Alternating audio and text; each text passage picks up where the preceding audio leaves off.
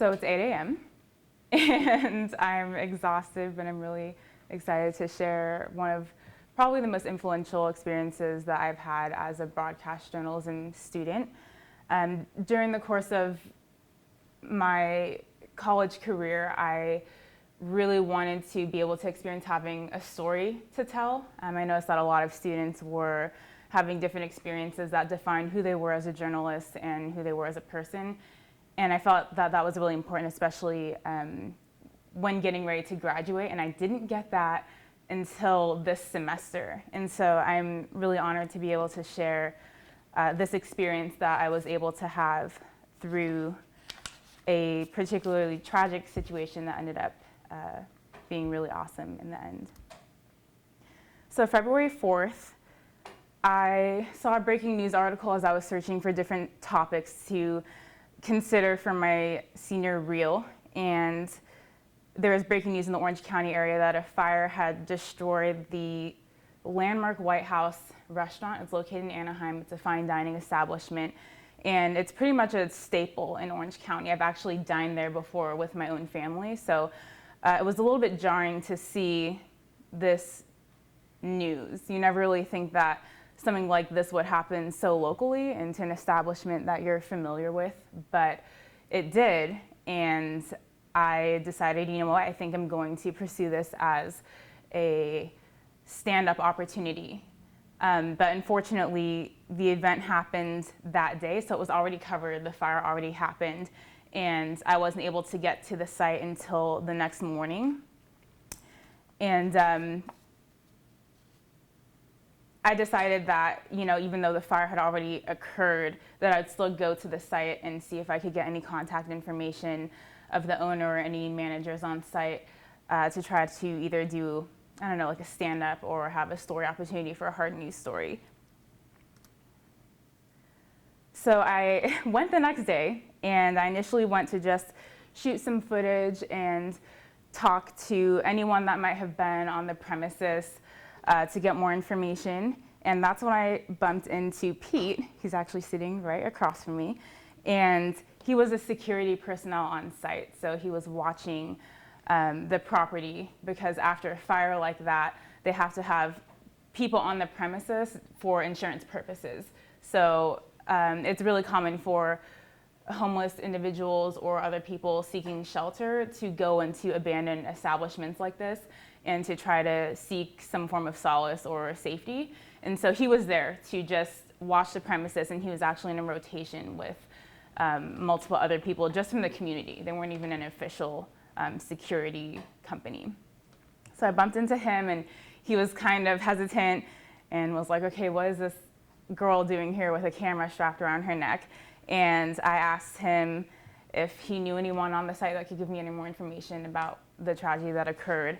And a car pulls up, and a man steps out, and he goes, well, there's the owner, so why don't you go talk to him? I was not prepared for this at all. I did not have the rest of my equipment. I wasn't planning on having an interview, but I ended up interviewing the owner. This is Bruno Serrato. And my first contact with him was a little bit awkward, because this man literally lost his life's work in one night. And this is the morning after. So he hasn't even slept. And as a student, I was kind of thinking, okay, what do I even say? There's no banter, there's no kind of interaction where you're trying to make small talk. It was a tragic situation. So I stepped up to him, and I asked if he would be willing to do an interview with me for a school project. And I wasn't expecting him to say yes, but he definitely did. He had a calm demeanor, which I was really inspired by. And we walked to the entrance of his establishment that was locked up, and he did an interview with me. It was a really odd experience just walking and talking with him, because I felt like, you know, after someone dies and you're in the hospital room and there's the insurance person standing outside the door ready to collect information. It's something necessary that has to happen in the process. And I felt very much like that, where everyone just hates that person. But I knew that there was a story to tell, and I knew that I wanted to be able to present it in a way that was respectful and in a way that I could connect to it personally. That was probably the most difficult experience I had. I didn't have time to think about the 5 W's. I didn't have time to prepare any questions. I literally had to think off the top of my head, okay, what am I going to ask this individual about what just happened to his own establishment? Because there wasn't time to plan. And I'm lucky that I've been able to attend a university where I was prepared for that as much as I could be. And so I just kind of went with it, and I had to be outside of myself to just be in that moment and ask him different questions. So these are a few people that were influential in my investigation. Pete, initially, he was the security guy on site. And next, after I had my interview with Bruno, I was walking back and kind of getting some B-roll. I asked for permission, obviously. And Susan walks up in her orange sweater, and she's very distraught, very emotional. And I'm completely caught off guard because, again, I'm not expecting anyone else to show up. And she does. And then she comes up to me and says, do you know where I can drop off this check? I want to give it to Bruno. And she checked for $1,500. And this woman literally just walks up and hands over this check and says, make sure this gets to him. And I was totally caught off guard by this act of kindness, because there's obviously more to the story if someone is just dropping off money like this.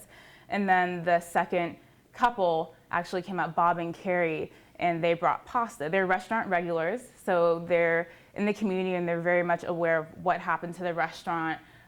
Pretty much everyone that was connected to the restaurant knew what had happened. So they came to drop off pasta shells.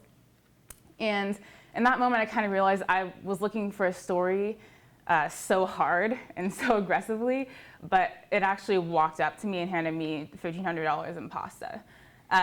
This was a moment where I was able to see, okay, this is the story. It's not about the fire. It's about why these people are coming and what this is for. And so here's, actually, if I could take a picture of the check, and she allowed me to. Don't get any ideas. There's probably a number on there somewhere. And then the pasta as well. That's when I learned about Katerina's Club. So these individuals are bringing money not only to support Bruno, but to support the children that he helps. In his kitchen of his fine dining establishment, he cooks for underprivileged kids and kids that can't afford to eat. And I had no idea, and I'd been to this restaurant a couple of times. So I got to see and hear about what he was doing in his restaurant, and then I actually found out that he didn't even stop in between the time that his restaurant burned down. There were different places and local restaurants that had donated their own kitchens and their own facilities so that he could keep cooking. So no kid went hungry that night in the Orange County area because he still decided to cook, and I thought that was really noble. So Katerina's Club, he actually established this with his mother back in, I believe, 2005. And he had gone to a Boys and Girls Club and noticed that there were kids at night eating bags of chips because they couldn't afford to eat an actual meal. And so he got the idea to open up and begin this foundation where he's pouring into these kids. He's feeding over 1,500 kids a day, and he's still doing that as we speak. And he wanted to give back to his community in a way that was powerful and that was long-lasting and would impact their lives.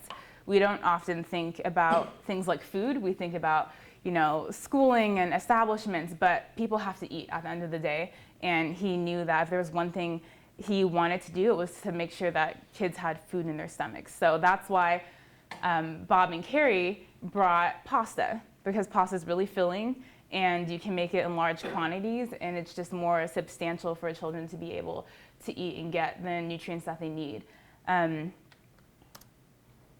So before he was even a restaurateur, he was an immigrant. He came from Italy, and he actually started as a busboy for someone else's restaurant.